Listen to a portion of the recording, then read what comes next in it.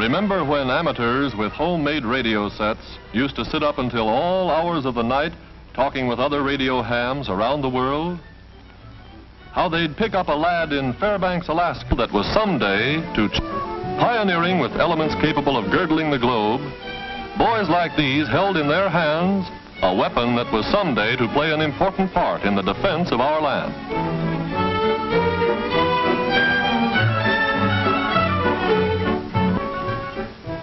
We begin our story on a day in 1943. Joe Brown and his brother Jim were seniors that year. And like thousands of other American boys, their thoughts were far from the peaceful valley country that has always been their home. Well, you can guess the rest. That Signal Corps poster caught Joe's eye, and it wasn't long before he enlisted. And 2 days later, Brother Jim walked into a Navy recruiting office, sore as a boil that Joe had beaten him to the punch.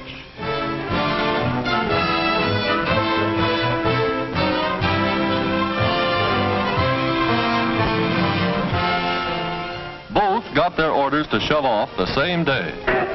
Naturally, the folks were down to see them leave.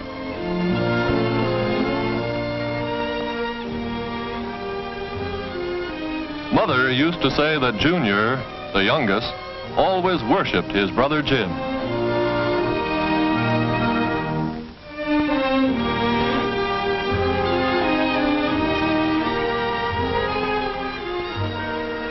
Dad and Mother, of course, were pretty brave about it all.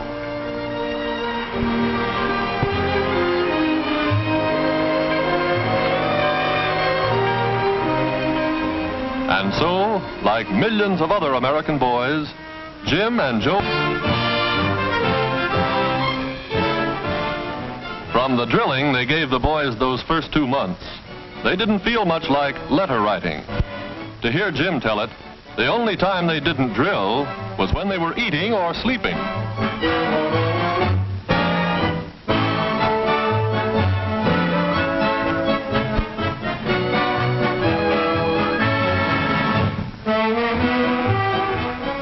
But after the basic training every serviceman has to go through, we got our first real letter from Jim. Jim always was good at letter writing. Dad was so tickled he took the letter down to the war plant where he works to read it to the boys. Jim said, "Dear Pop, I'm finally learning how to be a real radio man. From 8:30 in the morning until 4:15 in the afternoon, we go from one class to another. Most of the fellows are around my own age, and I mean we're getting a real education. Pop, a fellow who goes through a school like this gets training that will fit him for most any kind of communications job in what the big shots call the post-war world. The instructors are experts. Most of them have had practical experience with all kinds of radio installations. They know how to get the stuff across so it's understandable. We're taught not only how to repair a piece of equipment under any conditions, but how to build it from the ground up.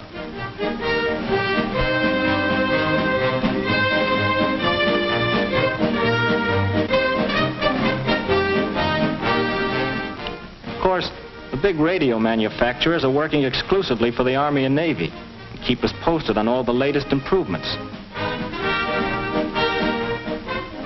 The class in typing and code is what I like best. They shoot the messages slow at first, and speed it up until you're taking 24 words a minute. That's tops. After we learn what makes the darn things tick, we get individual instruction on equipment, just the same as they have aboard ship. Pop, speaking of ships, don't think the Army boys are the only ones using walkie-talkies. We have a course in portable equipment that's just as thorough as they come. Not allowed to tell you just how we use them, but believe me, when the war's over, these sets are going to play a pretty important role in communications. Right now, they have a range of about 5 miles. That's only the beginning. Well, Pop, we're at the end of our 4th month here. The skipper's executive officer came into class today to read off the list of the men who have passed. Honestly, you could have heard a pin drop.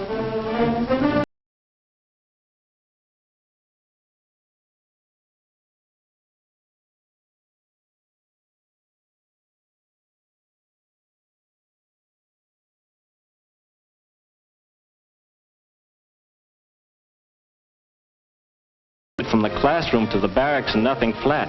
Don't laugh. I had a date with a crow. You see, the crow is what Navy men call a rating.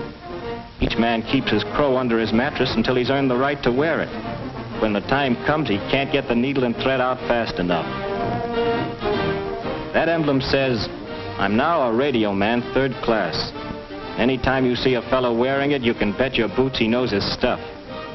I don't mean that to be bragging, but only the fellows who have gone through a Navy communications school know what it really means to rate it.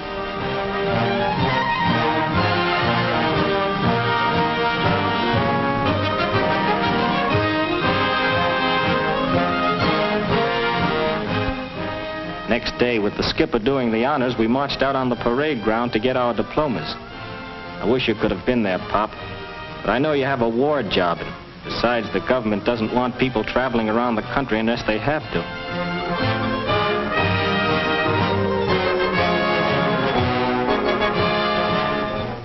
I'm sort of proud of that sheepskin, Pop, and I'm mailing it home to you and Mother.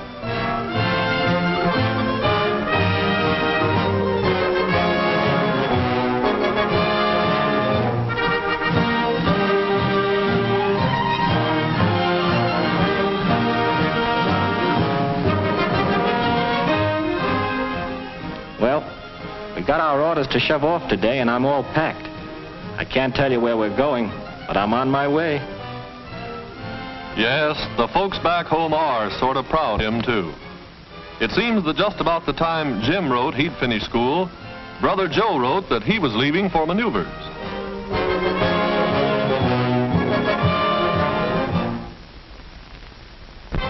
A full-fledged sergeant now, earning $98 a month, Joe Brown climbs aboard a radio-equipped scout car as Division X of a mythical Blue Army goes on final maneuvers before sailing overseas.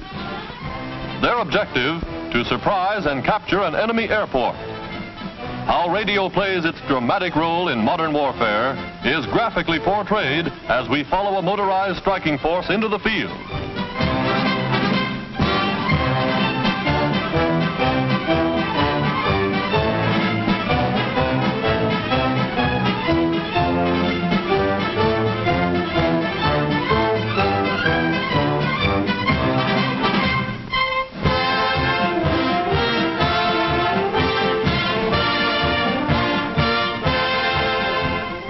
Deploying to scout the enemy's flank, 2 command cars, each armed with a 37mm anti-tank gun, plunge downstream to strike across country. By radio installed in the cars, the patrol is in constant communication with the main force.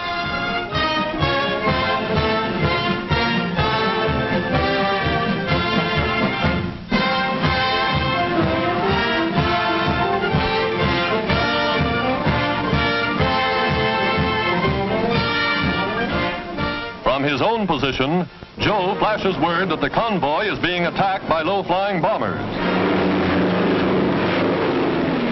Joe's radio report is relayed to the tank command, and reinforcements roll into action.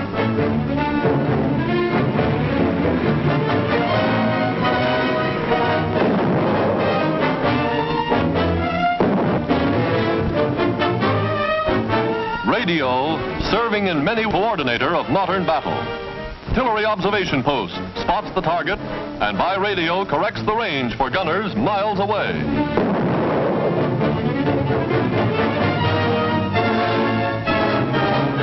Calling base point, 300 right, 400 short, shell Mach 1. Fuse short, right 40.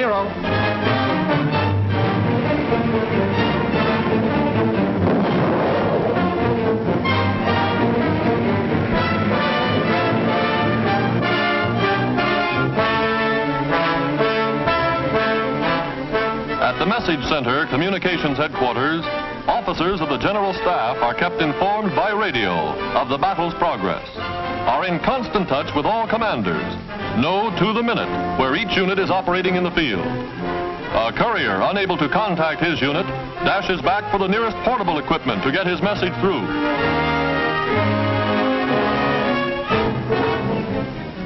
Position K, Barker, Fred, barrier, blue, Williams landing, cover 1. By radio, our sergeant gets the message and contacts a reconnaissance plane scouting the area. Radio, coordinating the action. Radio, making possible combined operations between all branches of the service.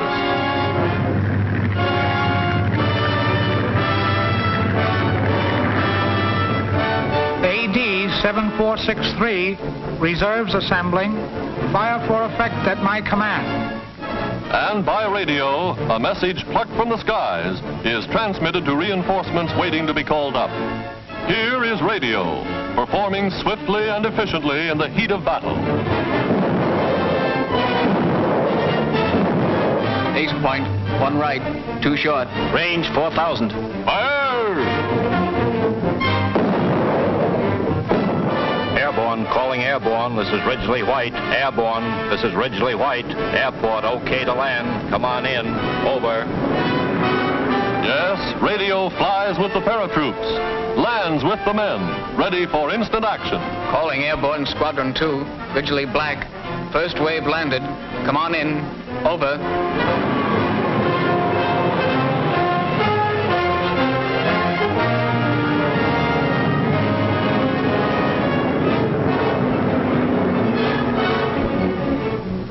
Today, the thousands of Joe Browns and their radios are helping us win the war.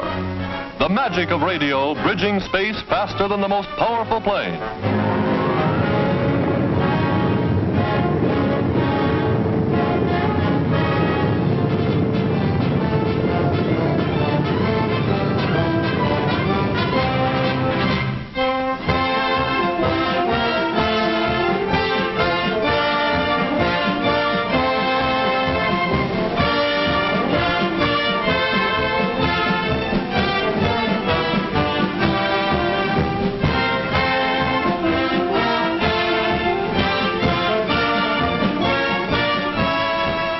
Thanks to radio, Sergeant Joe Brown is able to report, mission accomplished. Nerve center and pulse of our entire communication system are the great Army and Navy message centers in Washington. Messages to and from the high command, transmitted by voice and by code to our fighting forces in all parts of the world. Navy Department, NSS Headquarters 305. Proceed with operation according to plan. This is Washington, WAR, at H hour -20, execute Plan Z, over. And by radio, by all the means of communication known to man, 100, 1,000 forces begin to move. Supply depots, embarkation points, ships at sea, all ready for H hour -20, execute Plan Z, over. And so, from an unnamed port, troops whose regiment shall also be nameless board a transport that bears only a number. Plan Z is being put into operation.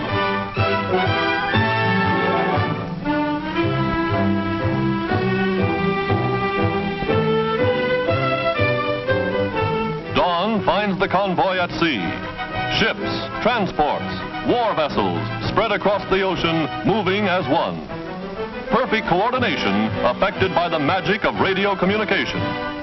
Overhead, patrol planes. The Navy's big PBYs are on guard. Their crews ready to attack a lurking sub or to flash word by radio of the presence of an enemy raider. Aboard the carrier, flagship of the force, the radio room is on the alert. Promoted to Radio Man Second Class, Joe's brother, Jim Brown, is now doing sea duty with the fleet.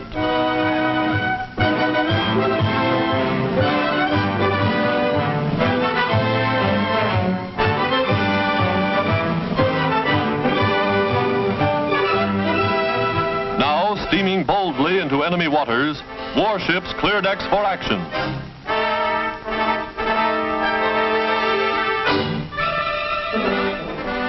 Below decks, the music of some man's phonograph tinkles through the crew's quarters. Jim Brown, the boy from Middletown, had the duty the morning the message came through. It wasn't long before the men knew, this is it. From the bridge, orders are flashed, and by loudspeakers in every part of the ship, the call is battle station.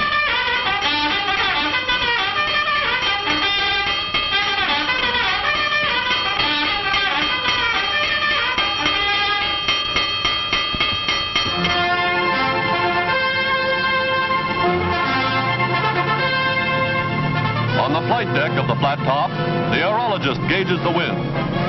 The Airedales are ready for action. Now, all they've learned, all they've trained for, is put to the test. Pilots, gunners, radio men know that the honeymoon is over. This time, it's the real thing.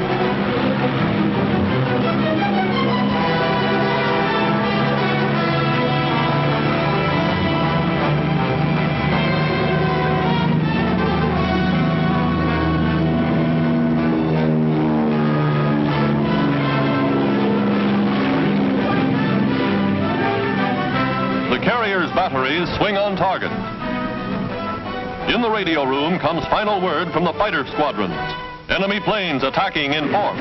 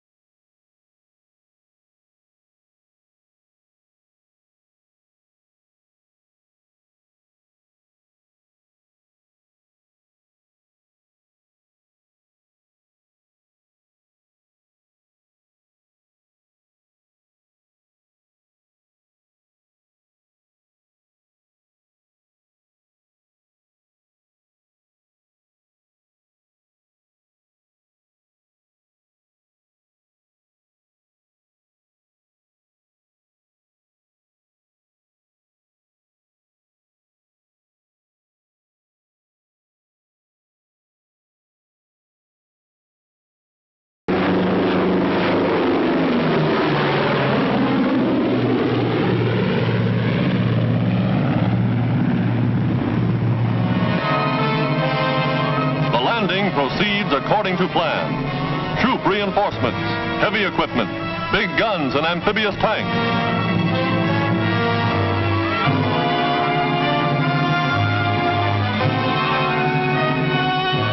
Huge 155mm rifles, long toms capable of hurling a shell for more than 6 miles, go into action.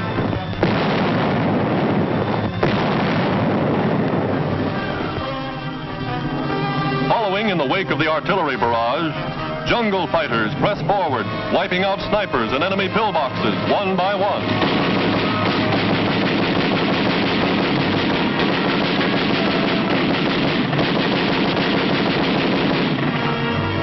From his position ashore, Joe flashes word to the carrier, in code. Beachhead established. Infantry and heavy equipment landed in force. Operation proceeding according to plan. Situation well in hand. CO reports, enemy positions neutralized. Garrisons in flight. our patrols following Advantage.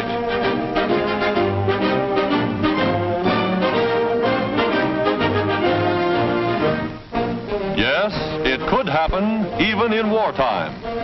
Sergeant Brown, in contact with the radio room aboard the carrier, recognizes his brother's voice. Just like the old ham days, reunion by radio, and in the middle of the South Pacific.